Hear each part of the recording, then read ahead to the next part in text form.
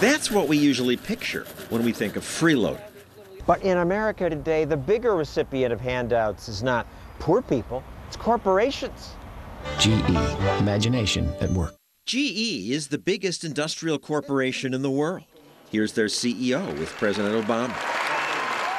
Jeff Immelt is perhaps the CEO who is most cozy with President Obama. And Jeff Immelt was recently named the country's job czar. I am so proud and pleased that Jeff has agreed to chair this panel. General Electric is structuring their business around where government is going. So everything from high-speed rail, solar, wind, General Electric is lining up to get what government's handing out. The New York Times reports that government handed out so many tax breaks to GE, thanks to their fierce lobbying, that despite billions of dollars in profit, they'll pay no taxes this year.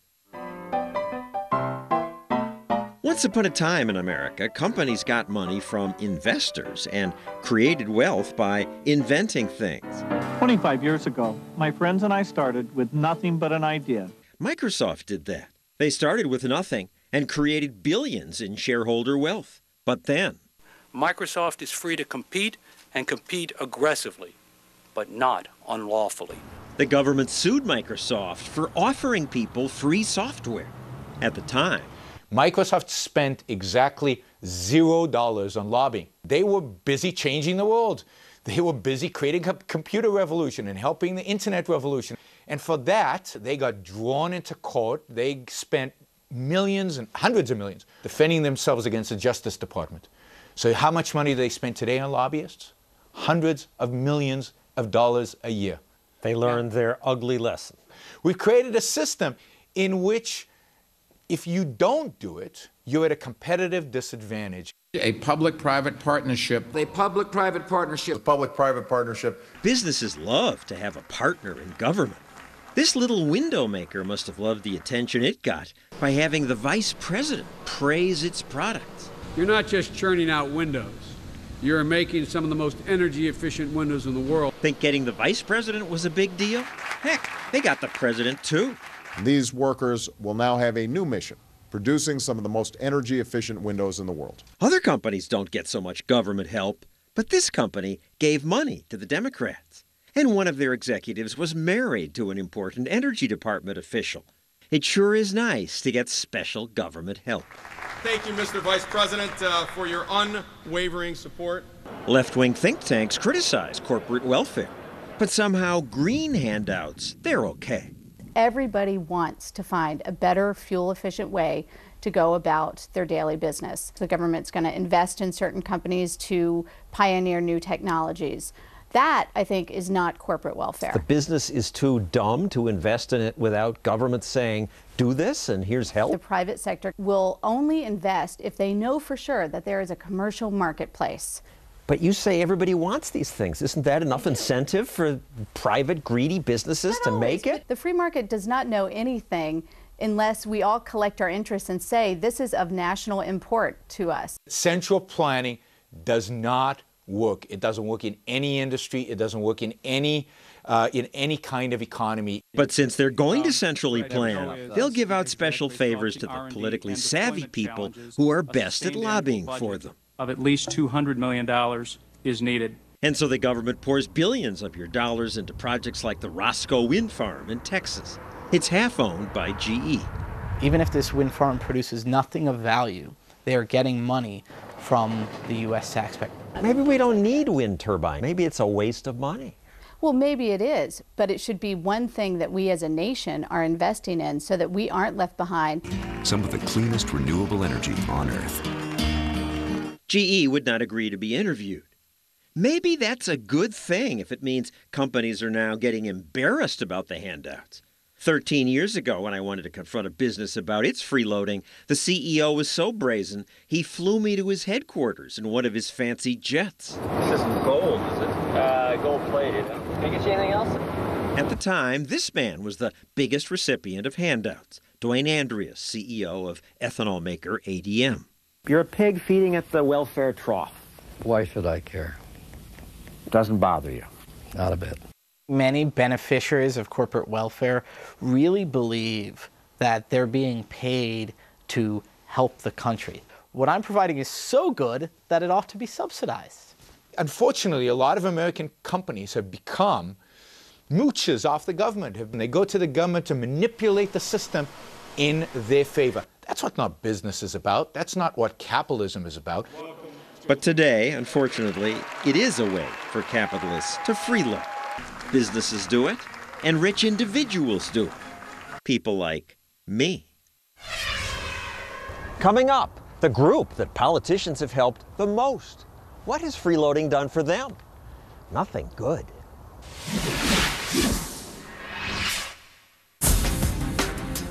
No group in America has been helped more by government than American Indians. And yet, some politicians still tell Indians things like this.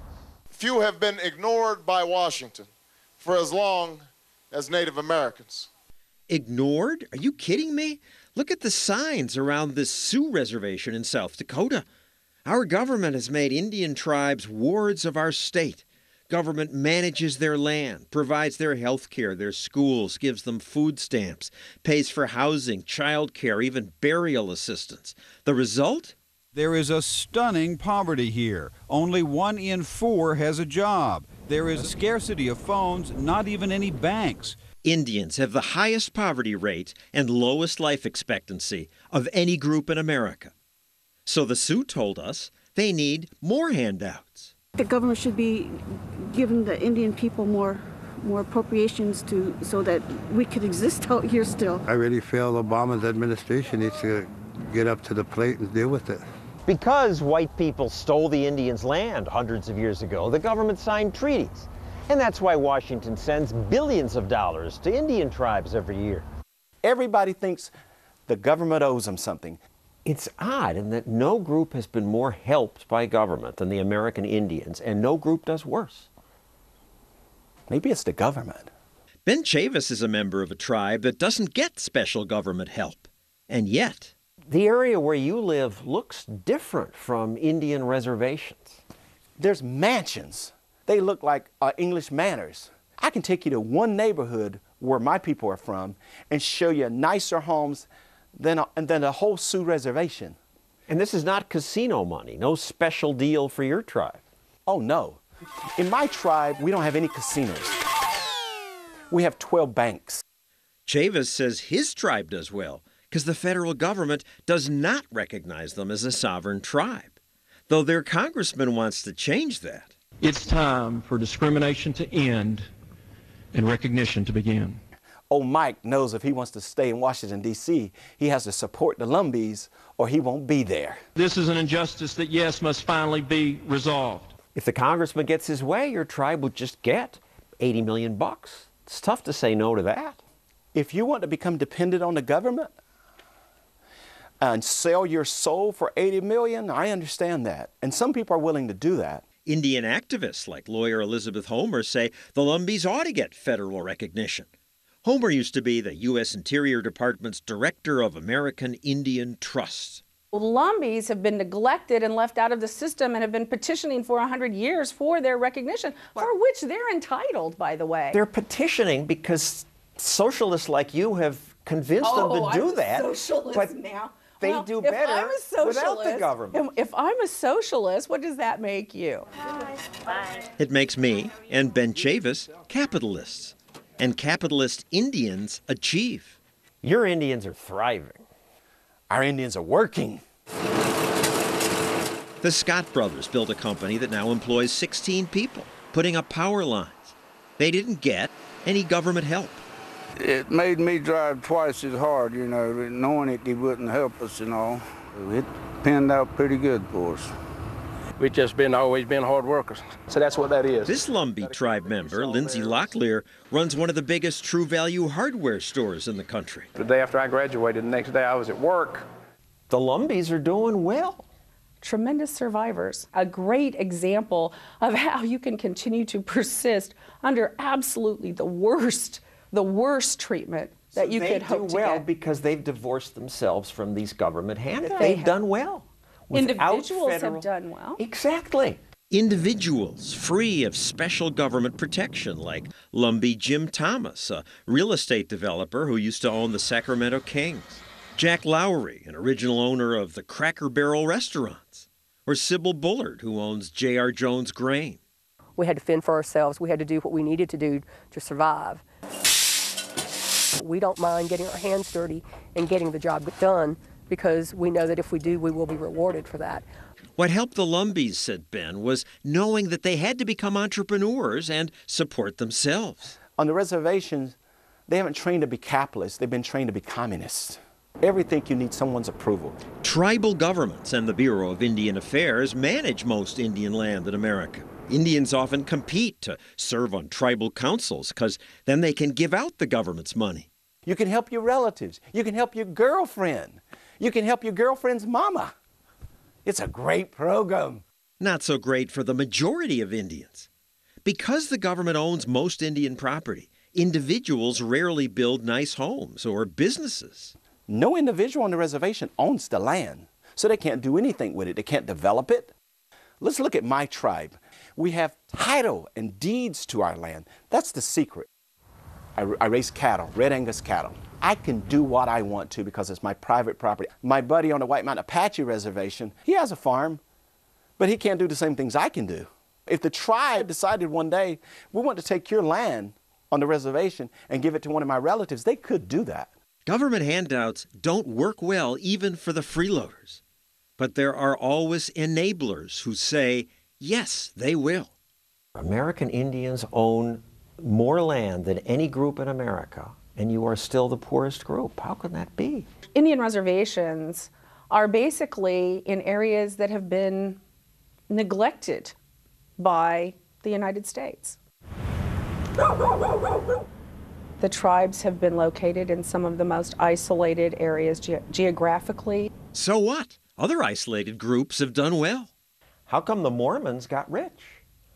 Where they lived, it's just as poor. How come the Amish got wealthy, even rejecting modern tools? I don't know how wealthy the Amish are, and I don't know how the Mormons got rich. Maybe because they weren't relying on government rules and Indian trusts and all your lawyering that teaches Indians to be helpless? Oh my goodness, I don't think that that's true at all. I take umbrage at that, sir. What you're really saying is Indians are too dumb to manage their own land, so the government has to be, papa and take care of us. We don't need the government giving us handouts. There is no Bureau of Irish Affairs or Latino Affairs. Why is there a Bureau of Indian Affairs? We are a starved people in a rich nation. Already we've got the Empowering Tribal Nations Initiative, the Advancing Nation-to-Nation Relationships, Protecting Indian Country, Tribal Priority Allocations, Indian Land Consolidation Program. All these government programs. Indians are poor. Indians are poor. Die young. And that's why these programs are so important. But maybe these programs are why Indians are poor. Well, I don't think that that's a fair thing to say. In fact, I think that they are the most neglected of any population in the United States. Government needs to do more. Yeah. And every freeloader wants more. We get welfare checks, we get grant checks, we get food stamps, but if you look at these farmers and ranchers, they get the same thing. That's what these subsidy payments are for. It is true that subsidies also go to farmers and ranchers and big companies.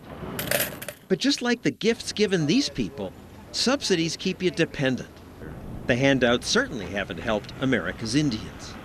We got all kind of Indian programs in America. The homeless program, the stimulus packet. It's all welfare. It's all a con.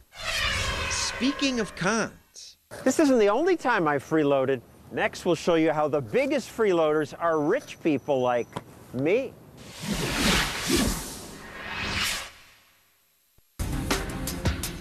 I'm ashamed to admit it, but I'm a freeloader. And in big government America, it's we rich people who freeload the most. Years ago, I built this beach house. That's younger me there. The house was on the edge of the Atlantic Ocean. A risky place to build, but I built anyway, 'cause a federal program guaranteed my investment. It can happen to you. protect your home with flood insurance. Congress created government flood insurance to help foolish people who don't buy private flood insurance and lose their homes when the water rises. The flood insurance program provides valuable protection for approximately 5.5 million homeowners. So taxpayers may help foot the bill if a flood hits movie stars' homes on Malibu Beach, or Derek Jeter's new mansion in Florida, or the Kennedy family compound. Why? We rich people should insure our own homes. Eventually, a storm swept away my first floor, but I didn't lose a penny. Thanks. I never invited you there, but you paid for my new first floor. Then the whole house went. Government flood insurance covered my loss and many others. We rich people freeload off you taxpayers all the time because the overpromisers in there keep churning out special deals for politically favored groups. And they tend to be rich people because the rich can afford lobbyists. There are thousands of lobbyists within a few blocks of where I was standing. If you want some advantage, you pay them to persuade Congress to give you a special tax break like the one for electric cars. It is endless the possibilities that this bill will pursue, encouraging energy-efficient products such as plug-in hybrid cars. His tax credit led dealers like this one to advertise free cards. Buy one for $6,000, get a $6,000 tax credit. Governor Mike Huckabee got one. His friend got 7. And I got this one. Totally free. Free for me anyway. You taxpayers paid for it. Then I put solar panels on the roof of my new home. Why? Because Congress gave me a big tax break. If you want to, for instance, invest in solar energy in your home, we have tax credits in there. So many of these programs that are supposed to have a broad benefit end up having a narrow benefit. To me. To us who are rich enough to put solar panels in the house or buy an electric car or have a beach house on the edge of an ocean. So it's another situation where the government creates a benefit and the people with more money, with better tax accountants, are better able to take advantage of it. We cannot turn back. Not with an economy to fix and farms to save. Farmers get lots of well-intended handouts from government. But who benefits? Mostly rich farmers. And people like Bon Jovi, who owns acres of land in New Jersey but pays only $100 in state property tax. Because he raises honeybees, he qualifies for a honeybee subsidy. Bruce Springsteen owns hundreds of acres of land but pays little tax on it because an organic farmer works his land. His poorer neighbors pay more. It's unfair that I have to pay for an acre and a half $6,000, and then they're paying for hundreds of acres for $200. America's single biggest recipient of farm subsidies has been Maurice Wilder. The multimillionaire owns some farmland, but he mostly builds homes and offices. Here's one of his many homes. Gorgeous view, but no crops around here. Others who've collected farm subsidies are basketball star Scottie Pippen, billionaire Ted Turner, even the family of anti-subsidy Congresswoman Michelle Bachmann. None of these people broke any laws. They or their families just own land that qualifies for handouts. But think about how much money we could save if these guys just didn't pass so many laws that encourage freeloading. But they do, year after year. They micromanage life with subsidies. And the winners are not so much the needy, but people like Bon Jovi, Ted Turner, Maurice Wilder, and me. So, let's hope for an end to all this freeloading. That's our show for tonight. I'm John Stossel. Good night.